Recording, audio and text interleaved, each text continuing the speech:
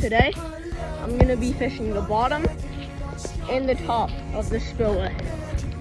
I had to walk all the way up this hill to get up to the top.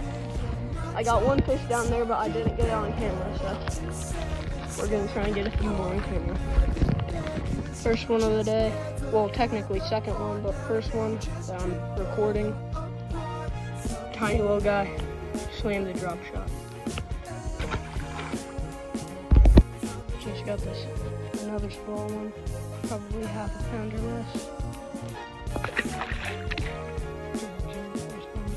Got another one, they're all about the same size except for that 5 that I lost.